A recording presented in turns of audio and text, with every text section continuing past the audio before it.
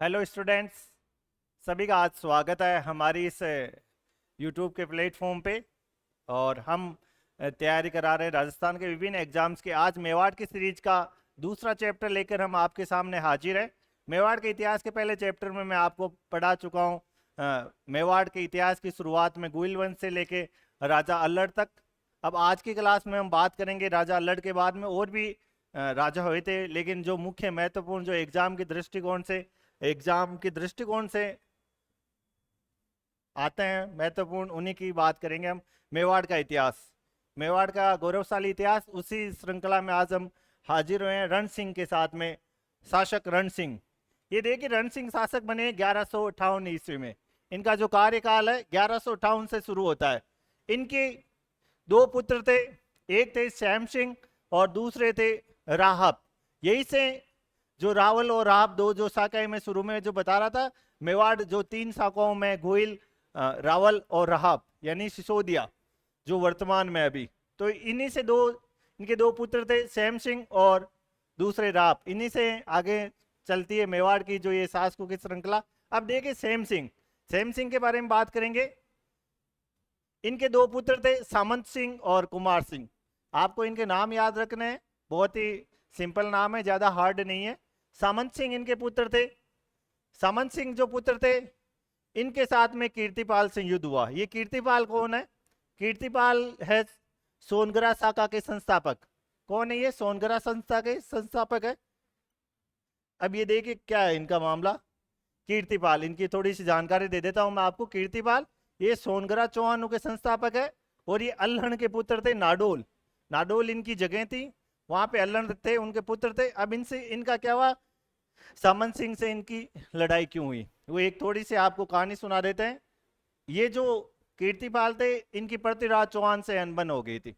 पृथ्वीराज चौहान से अनबन हो गई। पृथ्वीराज चौहान की बहन थी पृथ्वीबाई। पृथ्वीराज चौहान की बहन थी पृथ्वीबाई। इनका विवाह हो रखा था सामंत सिंह से। किन से हो रखा था? इन सामंत सिंह से। इनकी पत्नी थी पृथ्वीबाई। पृथ्वीबाई, ये आप कहानी को सुनना अच्छे से। इनकी पत्नी थी पृथ्वीबाई और ये थी पृथ्वीराज चौहान की बहन। तो इन दोनों के बीच में, पृथ्वीराज चौहान और कीर्तिपाल के बीच में विवाद हो चुका था और इसी विवाद की वजह से कीर्तिपाल ने सामंत सिंह पे अपना युद्ध किया और इनको हरा दिया। फिर ये सामंत सिंह वागड़ में चले गए, लेकिन फिर वापस इनके भाई थे सामंत सिंह के भाई कुमार सिंह, जो 1179 ईस्वी 1179 इसी में कीर्तिपाल से युद्ध करते हैं और कीर्तिपाल को वापस युद्ध में हरा देते हैं। ये कुमार सिंह इनके भाई है जो इनको युद्ध में वापस हरा देते हैं। इस तरह से अब इनके बाद में सामंत सिंह और कुमार सिंह के बाद में एक यशस्वी शासक बनते हैं मेवाड़ की इस इतिहास की सीरीज में जेत्र सिंह। जेत्र सिंह का इतिहास में एक बहुमूल्य योगदान है मेवाड़ के इतिहास में, उन्हीं की आज हम चर्चा करेंगे। सर्वप्रथम मैं आपको बता दूं, एक इतिहासकार है डॉक्टर दशरथ शर्मा। आप सभी बच्चों ने इनका नाम सुन रखा होगा, या जो भी इतिहास के जानकार है, इतिहास में रिसर्च करते हैं, इतिहास के प्रोफेसर है, एलिट क्लास में आते हैं, वो लोग सब लगभग इनका नाम जानते हैं, डॉक्टर दशरथ शर्मा। इन्होंने मेवाड़ का ये जो काल है जेत्र सिंह का, ये स्वर्णिम काल का है। इसको क्या कहा है? स्वर्णिम काल। अब देखिए जेत्र सिंह के समय, इनके समय को कुछ इतिहासकार 1213 से लेकर 1250 और कुछ 1252, तो हम मोटा मोटा इसको 1250 ही मानते हैं, जिस तरह से किताबों में ऑथेंटिकल माना जाता है। अब इनका जेत्र सिंह का भूताला का युद्ध, ये याद करने वाला आपको। 1227 ईस्वी में जेत्र सिंह का भूताला का युद्ध, ये इल्तुतमिश वर्षे जेत्र सिंह के मध्य हुआ। किन के मध्य हुआ? इल्तुतमिश और जेत्र सिंह के मध्य हुआ। अब आपको जानकारी लेके बता दूं कि इल्तुतमिश कौन आ गया। ये है दिल्ली सल्तनत का शासक। थोड़ी सी जानकारी दे देता हूं बीच में। इल्तुतमिश है दिल्ली का गुलाम वंश है। गुलाम वंश कौन सा वंश है? गुलाम वंश। ये गुलाम वंश चलता है, थोड़ी सी टॉपिक से हटके नहीं है, जुड़ी हुई चीज है। 1206 से 1290 इसमें एक शासक बनता है सर्वप्रथम कुतुबुद्दीन ऐबक, जिसके बारे में हम भारत का जब इतिहास पढ़ेंगे तो आपको जानकारी दूंगा। कुतुबुद्दीन ऐबक। इसके बाद में बनता है एक आराम शाह, और इस आराम शाह के बाद में शासक बनता है इल्तुतमिश। आराम शाह को मार दिया जाता है, फिर इल्तुतमिश। यही वही शासक है गुलाम वंश का। गुलाम वंश इनको इसलिए कहा जाता है कि कुतुबुद्दीन ऐबक को खरीदा गया था, तुर्किस्तान का ये था, इसलिए इसको गुलाम वंश कहते हैं। वापस अपने टॉपिक पे आते हैं। अब भूताला का युद्ध, इल्तुतमिश आपको समझ में आ गया होगा। इल्तुतमिश और जेतर सिंह के बीच में ये लड़ाई होती है। इस लड़ाई की जानकारी आपको कहाँ कहाँ मिलती है, ये इंपॉर्टेंट है, सभी विद्यार्थियों को इस ओर ध्यान देना। इसकी जानकारी मिलती है सर्वप्रथम आबू शिलालेख, आबू है वहां पे, एक है चिरवा शिलालेख, दूसरा है चिरवा शिलालेख, और तीसरा है हमीर मदमर्दन, हमीर मदमर्दन जयचंद सूरी। ये तीन चीजें हैं जिससे भूताला के युद्ध की जानकारी आपको मिलती है। अब जानकारी ये तीनों है, इसमें देखिए हमीर मदमर्दन कौन था, ये सॉरी माफ कीजिएगा, जयचंद सूरी।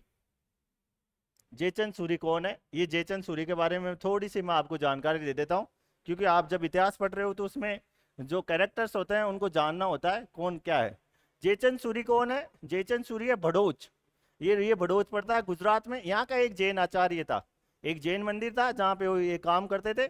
इस जैन मंदिर में क्या हुआ, जैन मंदिर को दान दिया वस्तुपाल और तेजपाल ने। इसी मंदिर में वस्तुपाल और तेजपाल ने क्या किया है, दान दिया इस जैन मंदिर में। और ये वस्तुपाल तेजपाल कौन है, ये मंत्री है वीर धवल।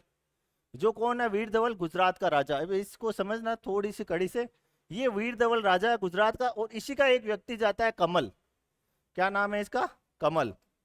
ये कमल जाता है इस युद्ध का वर्णन करने, इसको ध्यान देना। वीर धवल ये राजा, ये युद्ध का वर्णन करता है, भूताला युद्ध में आता है।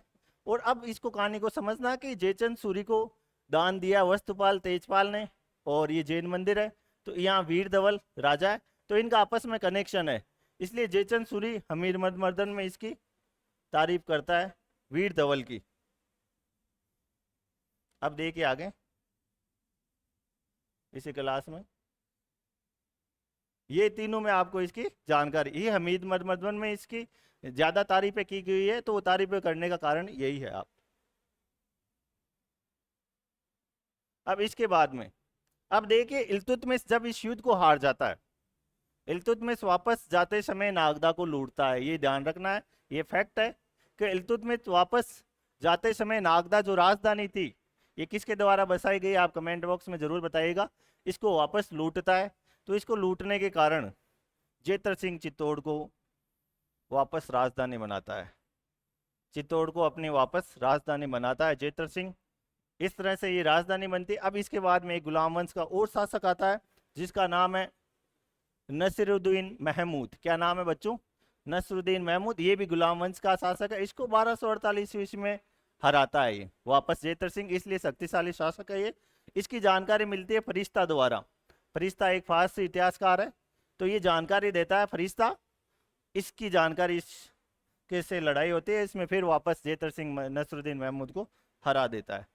इसके बाद में जेतर सिंह, अब जेतर सिंह के कुछ और फैक्ट्स आपको मैं याद दिला दूं। जेतर सिंह के सेनानायक थे बालक और मदन, बालक और मदन, ये दो याद रखने आपको, बालक और मदन, ये दोनों इसके सेनानायक थे। अब देखिए जेतर सिंह के 1250 तक कार्यकाल रहता है। इनके कार्यकाल के बाद में इनके पुत्र बनते हैं तेज सिंह शासक, तेज सिंह। अब तेज सिंह के बारे में 2-3 इंपॉर्टेंट फैक्ट है, आपको याद रखना है, बार बार ये एग्जाम से आते हैं।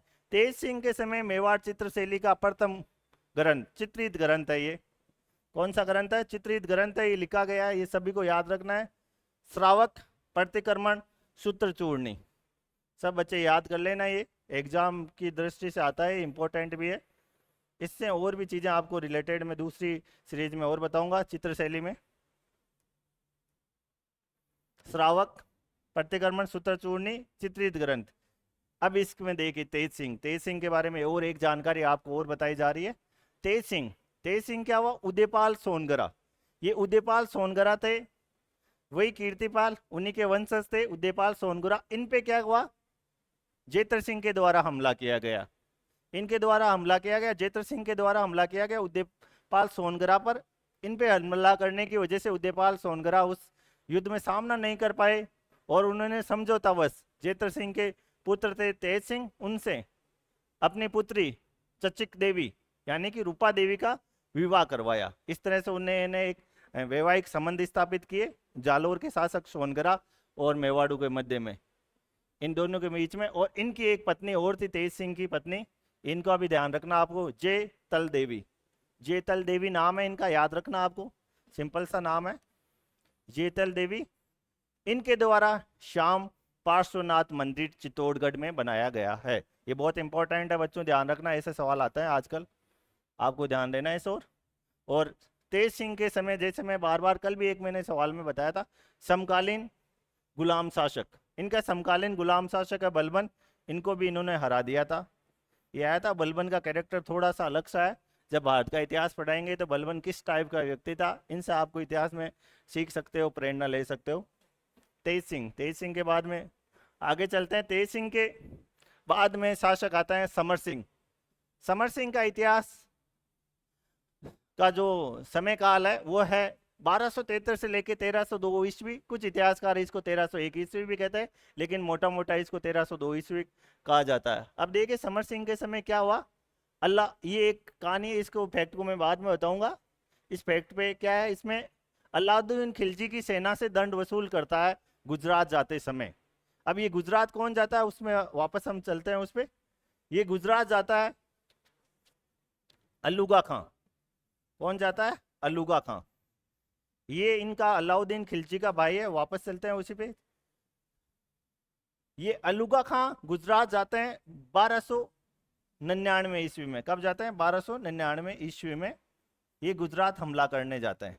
तो इस समय क्या होता है, समर सिंह कहता है भाई हमारे रास्ते से जा रहे हो तो हमें टैक्स देना पड़ेगा। ऐसा थोड़ी है, सीधा जा रहे हो कोई मतलब नहीं है, हमारे रास्ता काम में ले रहे हो, गुजरात के लोगों को मारोगे पीटोगे, हमारी फसलें भी उजड़ती है, हमारे यहाँ घर भी बने होते हैं, तोड़ फोड़ करते हो, तो हमें टैक्स देना है।